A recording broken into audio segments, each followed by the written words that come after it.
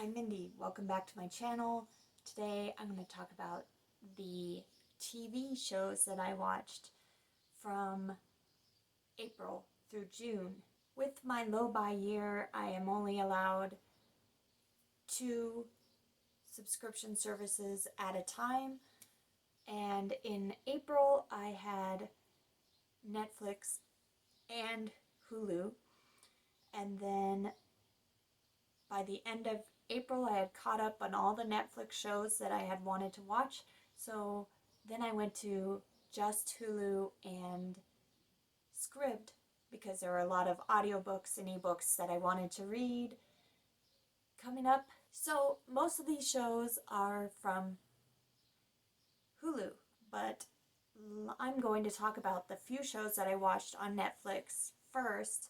The first one is Lock and Key Season 1, and I really liked this show.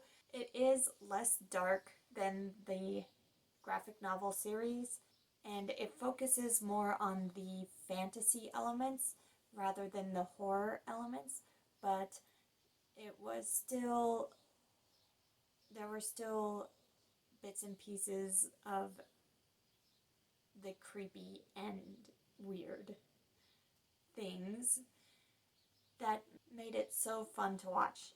Plus, I love fantasy too, so it was right up my alley, just like the comic book series, and I loved it. I also watched American Horror Story 1984. That is the only season that I had not watched yet. I always enjoy the American Horror Stories anthologies. I think they're really fun and entertaining, but they have definitely gone downhill in quality since the beginning. But 1984 was a fun show that really hit the mark as far as getting the theme of the 1980s slasher down. It was 100% full of 1980s slasher goodness. And I also watched Breaking Bad seasons 3 and 4, which is one of my favorite shows. I'm rewatching it, and it has some of the best acting and cinematography in a television show. Bryan Cranston is the absolute best. So, Breaking Bad is still one of my favorites, even watching it years later. On Hulu, I watched Castle Rock Season 2, which is a show following the happenings in a town created by Stephen King and featured in many Stephen King books. And Season 2 added a new character, Annie Wilkes, from the book Misery, which is played by Lizzie Kaplan. Love her. Loved her character in this show. All of the parts with Annie Wilkes were the best. Grey's Anatomy Season 16, I caught up on. I have watched a whole lot of this show, 16 seasons, and they're not short seasons. That's a lot of time with these characters. I do really like them. I think the show has fallen off a bit as well as it has gone on, but it is still super entertaining and full of drama, which is what I watch for. I also finished up Fresh Off the Boat Season 6, which was the final season of Fresh Off the Boat. It's a hilarious sitcom. This was amazing and funny. I loved all the characters' quirks. I also finished up Modern Family Season 11, which was also the final season of the show, and I thought it had a great ending to a fantastic sitcom. This is another one that I could never stop watching because it's just so hilarious. The crew, the cast is amazing. and I'm sad that it's over. I also watched Brooklyn Nine-Nine Season 7, which is another one. Hilarious cast. I especially love Adam Sandberg and Terry Crews. I don't love all sitcoms, but there are a few that really stick out and have great acting, great comedy, and that capture my heart.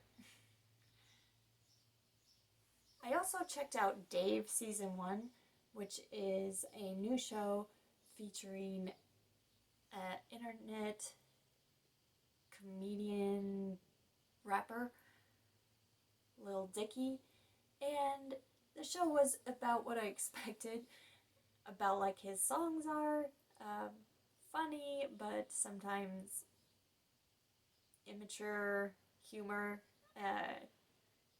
very man focused humor at times. But there was plenty of heart as well, and enough of the comedy hit for me that it was enjoyable, but some of the comedy seemed a little too immature. I also binged through seasons 1 through 4 of This Is Us. I had watched a couple of episodes of the first season before and just was not able to keep up with it, but I decided to watch through season 1. But once I watched a few more episodes, I was completely hooked and could not stop watching it until I had watched the entire show. And I do not regret this. That show is amazing. Amazing. Super sad. I think I cried in every single episode at least once. But I also laughed my head off at least once in every episode as well. So, really, really good show, full of heart, all about families, and I love it. I also watched Little Fires Everywhere for the Asian Readathon and Watchathon. And I already talked about what I thought about the season in my Asian Readathon wrap up, but I did really enjoy it, and I think I even liked it more than the book, possibly because it really amped up a lot of the issues that were in the book and made them even more pronounced. I also really like to watch Hollywood Game Night, which is a game show where celebrities play party games to earn money for charity. And it's hosted by Jane Lynch. Love her. And I love playing party games, so why not watch celebrities do really ridiculous things? I don't know, it's just so much fun. And the last thing that I watched was season 1 of The Good Wife because I saw that it was going to be taken off of Hulu, so I wanted to watch as much as I could. I got through season 1. They have really long seasons. And I really like the setup for this show.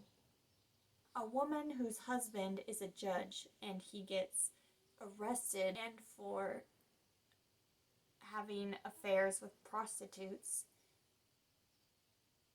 and she's dealing with that public scrutiny, taking care of her kids, and trying to. She gets in to a job in a legal office and is fighting